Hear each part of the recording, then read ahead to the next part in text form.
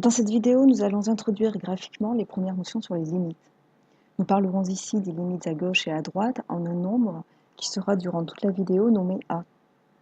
On cherche à comprendre le comportement de f de x lorsque x se rapproche de A. Mais avant tout, nous devons comprendre ce que signifie x se rapproche de A. Alors, comme nous sommes sur un axe, la variable x peut s'approcher du nombre fixé A de deux manières différentes, par la gauche ou par la droite. Dans tous les cas, ce que signifie x se rapproche de A, c'est que x sera aussi près que l'on veut de A. Et ça, c'est un sens très particulier en mathématiques. Je vais vous l'expliquer rapidement. Ici, supposons que nous ayons, que nous fixions là un intervalle. X se trouve dans l'intervalle A et A plus 1 sur n. Donc cet intervalle est assez petit. Nous prenons n dans l'ensemble des entiers naturels privés de 0.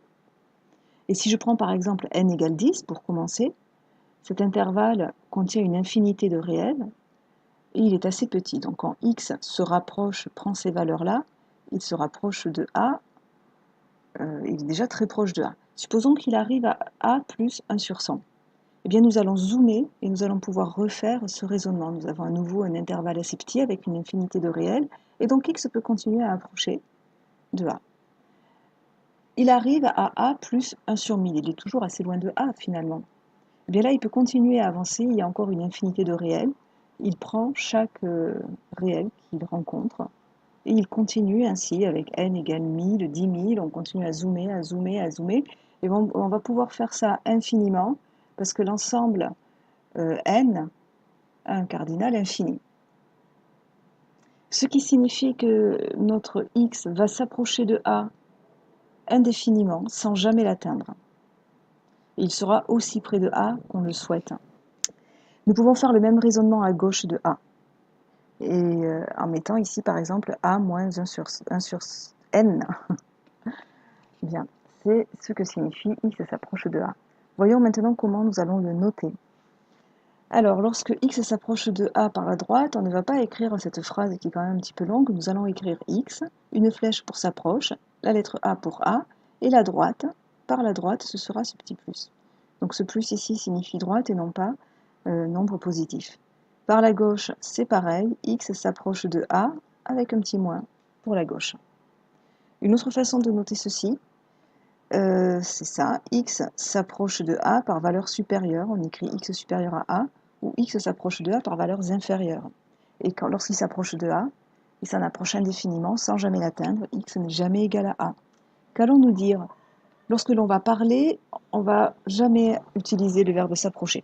On va utiliser le verbe tendre et on va dire x tend vers A par valeurs inférieures ou x tend vers A par valeurs supérieures lorsque nous sommes à droite. Deux petits exemples. Le premier pour 4. Nous allons ici, lorsque x prend des valeurs qui se rapprochent de plus en plus de 4 par valeur supérieure, nous écrivons ceci. Et ici, ceci. Ce moins-là ne signifie pas du tout que nous avons des valeurs négatives. Comme 4 est positif, toutes les valeurs ici sont positives. Et bien entendu, x n'est jamais égal à 4. Lorsque a est égal à moins 4 maintenant, eh bien, nous avons ici que des valeurs négatives, puisque moins 4 est négatif.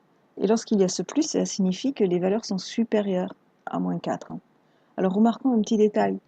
Moins 3,999 est supérieur à moins 4, alors que 3,999 est inférieur à 4. Il faudra que vous fassiez attention à ça lorsque vous calculerez les limites. Utilisons ceci maintenant pour déterminer graphiquement une limite à gauche ou à droite. Donc la question est la suivante. Lorsque x tend vers A par valeurs inférieures ou supérieures, vers quoi tendent h de x et g de x? On va lire ceci sur les graphiques. Ici, nous allons étudier la limite en A égale 2. Alors, lorsque x tend vers 2 par valeurs inférieures, que se passe-t-il pour les h de x? Ici, nous avons les x. Regardons ce qui se passe sur la courbe. Les points de la courbe qui ont pour abscisse ces x qui tendent vers 2 ont des abscisses, elles, ont des ordonnées, qui tendent vers l'ordonnée de ce point, qui est 3. C'est pour cela que nous écrivons ceci. La limite de h de x, lorsque x tend vers 2 par valeurs inférieures, c'est 3. De la même manière, nous pouvons faire le même raisonnement. Lorsque x tend vers 2 par valeur supérieure, les points de la courbe qui ont pour abscisse ces x qui tendent vers 2 par valeur supérieure, ces points-là ont des ordonnées qui tendent vers 4, qui est l'ordonnée du point vers lequel se dirigent tous ces points-là. Donc c'est pour ça que nous allons écrire que la limite de h de x quand x tend vers 2 par valeur supérieure, c'est 4. Alors là, on est resté autour de 2, on ne s'est pas occupé de ce qui se passe en 2, et c'est d'ailleurs le travail de la limite. On peut regarder ce qui se passe en 2, h de 2 égale 3, puisque là, le petit rond est noir. Mais en fait, pour notre étude de limite, ça ne change rien. Voyons maintenant ce qui se passe ici. Alors, lorsque x tend vers 2 par valeur inférieure, les points de la courbe, eux, s'approchent de ce point-là, et les ordonnées des points s'approchent de 3.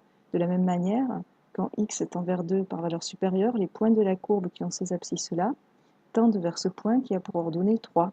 C'est pour cela que l'on va écrire que la limite de g de x quand x tend vers 2 par valeur inférieure ou par valeur supérieure, ces deux limites sont égales à 3. Que se passe-t-il en 2 ici? Le petit cercle est vide, donc g n'est pas défini en 2. Et voici maintenant le résumé de cours. Les deux définitions pour la limite à gauche, et ensuite nous verrons celle pour la limite à droite. Donc si f de x se rapproche d'un réel L, ici, lorsque x se rapproche de a par valeurs inférieures, eh bien on dit que f admet L comme limite à gauche de a. Et on note ceci.